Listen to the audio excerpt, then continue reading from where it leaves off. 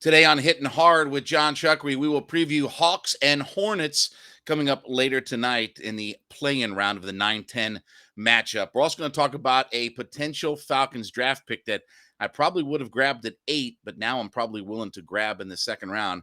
And Dan Snyder, if you think he's the only guy, you guys are crazy. We're going to talk about all of that today on Hitting Hard with Jon Chuckery on Locked On Sports Atlanta. This is Hitting Hard with Jon Chuckery, part of Locked On Sports Atlanta. And it starts now.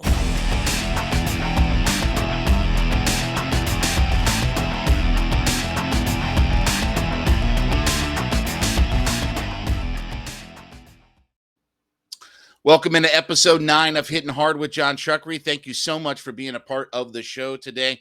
Don't forget, we're asking you to subscribe to our YouTube channel, Locked On Sports Atlanta. Just put that in your YouTube browser and you'll find us very easily. Hit that subscribe button, give us a like, review us, tell us what you think about the show. Don't forget, you can also follow me on Twitter. It's at JMCH316. So a bunch of stuff to get into with you here today, though. First, I want to tell you about my friends over at Shady Rays.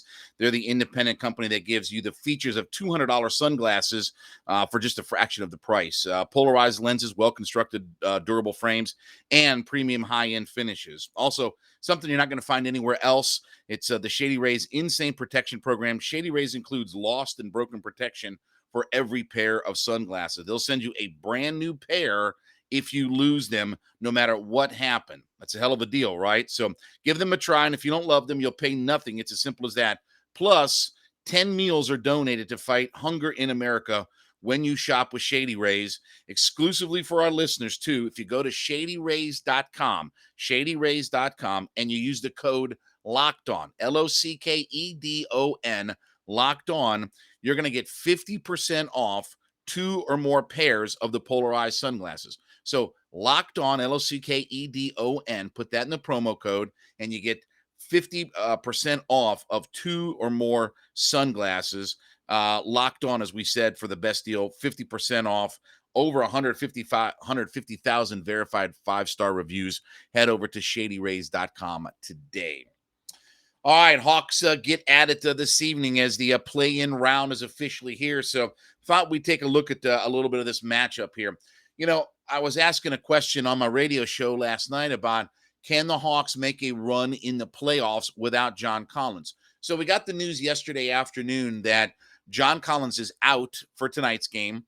Lou Williams is out for tonight's game. Collins most likely is out for Friday as well. So if the Hawks win, they'll head up to Cleveland to take on the Cavaliers. So most likely out there. And just by all reports, it looks like that John Collins probably is out for Sunday as well, or it's unlikely that he could turn right around. If he can't play Friday, probably unlikely that he's going to turn right back around and play on Sunday. So what can the Hawks do? I thought it was interesting. Somebody sent me a tweet that showed some of the offensive breakdown of the Hawks, where the Hawks are literally averaging about 7 points a game more without John Collins on the floor. Now, look, Collins is an important piece when you start talking about having that extra rebounder, defender, and low post scoring presence on the court. I think that that's what you want to have, but understand, too, that the Hawks at this point, literally since before the All-Star break, have played without John Collins. So your coach, your players, everybody sort of got their rotations figured out. You know your matchups. You know where you're strong. You know where you're weak and things like that. I'm not telling you that bringing Collins back, hurts the team or what have you, but you do have an identity and you've played enough games without him that I think that you can survive. Also, too, you have to figure that when John Collins comes back, after having battled plantar fasciitis in his foot, and he's obviously dealing with the finger, that's the main thing, is he's got the splint on his finger, he's not going to be even 100% or ready to go out there and give you 40 minutes on his first night back. So you're already going to have a learning curve with John Collins that you have to figure could be 1, 2, 3, 4 games of just trying to get him back up to speed. Remember, this isn't like Cam Reddish last year where you're talking about Reddish was already going to be a bench player and you were just going to spot use him. You could kind of work him in.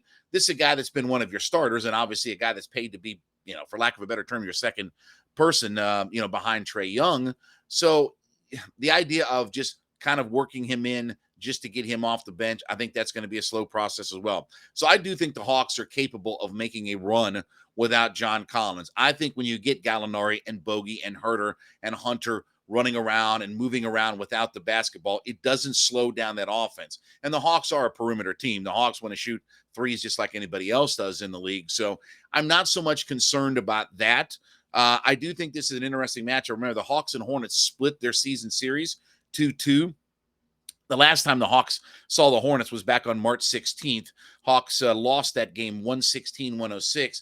The big thing about that game was Trae Young did not shoot well. He was 3 of 12 for 9 points. Now, you have to figure that this is the stage, right, that Trae Young lives for.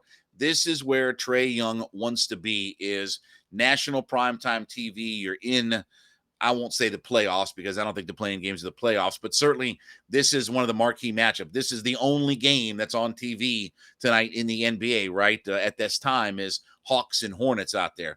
Plus, Trae Young is at home. I expect a raucous crowd. I do think that that is a benefit. You know, the Hornets were above 500 on the road this year. They were 21-20 on the road, but Hawks 27-14. What's amazing about the Hawks 27-14 is think about the 10-game losing streak that they had earlier this year at home. If they don't have that 10-game losing streak, and let's say they win just half those games, you're talking about the team that, without question, is the best home court team in the NBA this year. You're talking about a team that's right up there with anybody in the Western Conference as far as home court records go, and certainly would be the best in the Eastern Conference for all of it. So I like the matchup tonight. I know the Hornets have done a good job on Trae Young.